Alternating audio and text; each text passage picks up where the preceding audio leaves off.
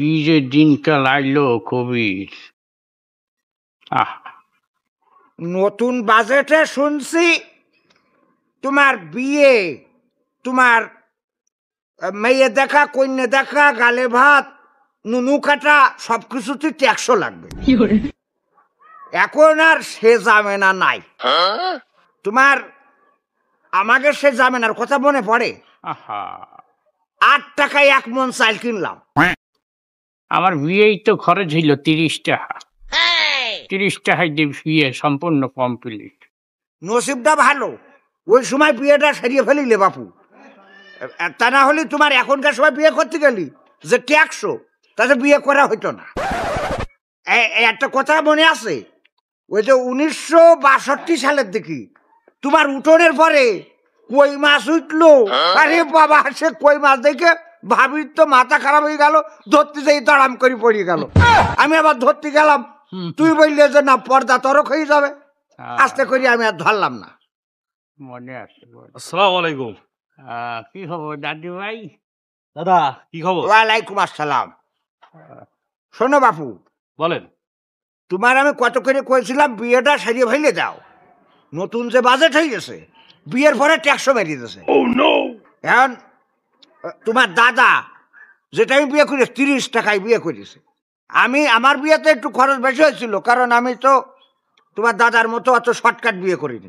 তাও আমার 52 টাকা খরচ হয়েছিল। তাই? আর এখন তো তোমার 52,000 কি 52 লাখে ঠেই পাবে না। তো কি জন্য যে বিয়ে করছি না, এটা আমি একটু পরে করছি।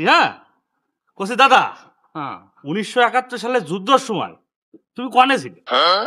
71 যুদ্ধের সময় বাড়ি চললাম।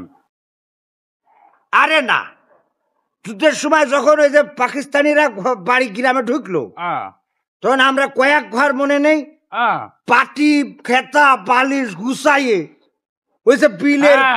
মনে পড়ছে, মসজিদের ইমাম সাহেব এলান করলে যে আনাদার বাহিনী আইছে, সবাই বলাই যান। ওই যে খাকি কাপড় পরে গ্রামের ভিতর ঢুকিয়ে মানুষজন এক সাফা মারা শুরু হয়ে দিলে। আমি আর তোমার দাদি তখন নতুন বিয়ে করছি, বুঝছো।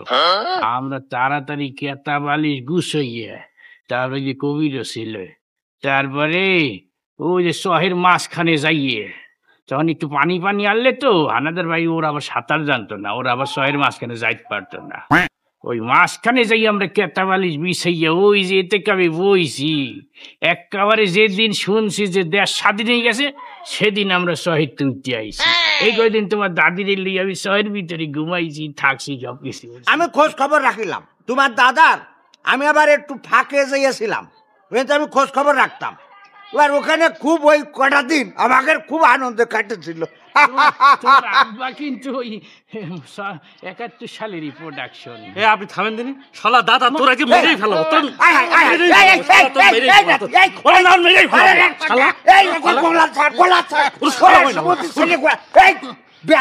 আমি এখানে রয়েছি, তুই গোলা ছাড়।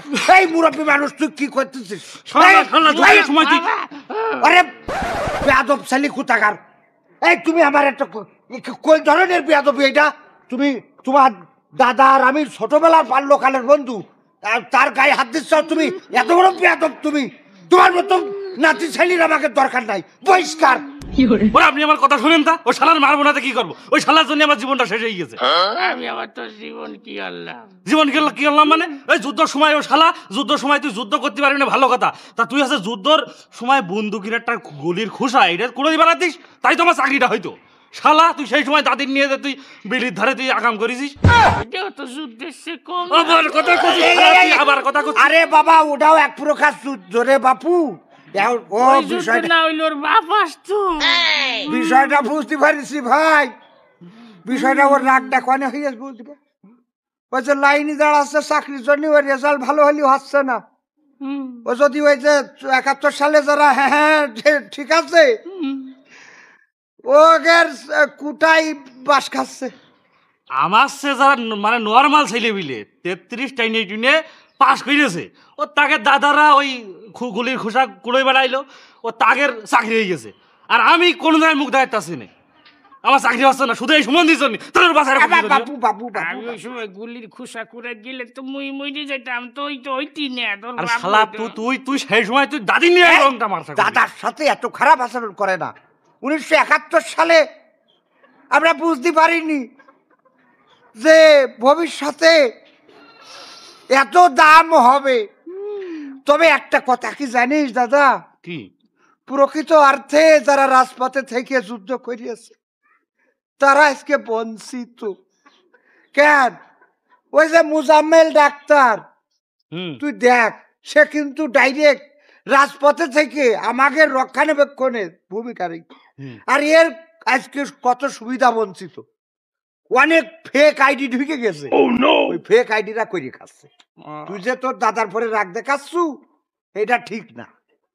এখন যেসব আছে অনেক ফেক, পেপার পত্রিকায় পড়িস নি? তুই পড়ি না?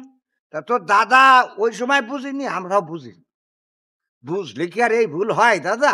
এখনকার সময় তো এত তোর যে চাকরি করতে হবে এটা কইছে কেটা? কিছু একটা হইছে খাইলি তো হয়। ওরে চাকরি না করলে যে দাদা বললে যে বিয়ে করছি না কি জন্য, তা বিয়ে ব্যবসা হচ্ছে কর, তুই অন্য কিছু কর, চাকরি করতে ভিতরে কইছে কেটা? পড়াশোনা করলে খালি চাকরি করতে হয়। আসছে বর্ষাকাল, তুমি তো বাপু ছাতি সেলাই করেও তো দিন চালাতে পারো। আরে বাবা, যে কর্ম করতে পারে সে ধর্মও করতে পারে, আর যে ধর্ম করতে পারে না ওর কর্মও জোটে না। তা তুমি বাপু দাদার গায়ে হাত তুলি চাও? আজকে তুমি চাকরির জন্য দাদার গায়ে হাত তুললে তুমি মুরব্বী মানুষ, সে আজ বাদে কাল মারা যাবে, তার সাথে মাইরি ফেলাইছে আবার। ও দাদা, তাহলে তোমার ভুল হয়ে গেছে দাদার মারা, মাফ করে দিয়ে নে। কান চাও কে জানি না বলো বাবা রে, একটা বাচ্চা মানুষ আইসে একটা ভুল করিয়েছে, তাই একবারে না আমার কয়টা পান কিনে দিস তাইলে। হ্যাঁ, ওই কয়টা পান কিনে আইনো। গেলাম আমি। আসসালামু আলাইকুম। তুই করবি যা করবি ভাই, এখনকার জামানার পুলা পান বাইরে গেলাইছে। আরে শর্টকাটে সবকিছু খুঁজে। আরে কিসের কুটা কিসের ফুটা? তোরা দরকার হলে চাকরি না হয় ব্যবসা কর, ব্যবসা না হয় কোম্পানিতে কোনো কোম্পানির চাকরি কর। সরকারের চাকরি যে করতে হবে এটার কোনো কথা আছে? আমরা তো চাকরি করিনি, তা আমরা কি না খেয়ে আসি? তোমার 11টা ছেলে ফিলে মানুষ করলে, আমি তো 13টা, 2টো মরি গেছে, এই 3টে মরি গেছে, 10টা ছেলে ফিলে মানুষ করিয়ে তো বিয়ে শাদী দিলাম। আর কয়দিন পাওয়ার থাকলে আরো কয়টা হই তা হইতো। আর এখনকার শুনেছি 2টো হইলে আর নয়, একটা হইলে ভালো হয়। হ্যাঁ, পানিতে ডুবে মরে যায়, পরে কয় আমার একটাও নাই। এখনকার পুলাফান আছে কোন কান কুটা নিয়ে, এগের কুটায় যদি বাচ্চা হইতো তাও ভালো হইতো।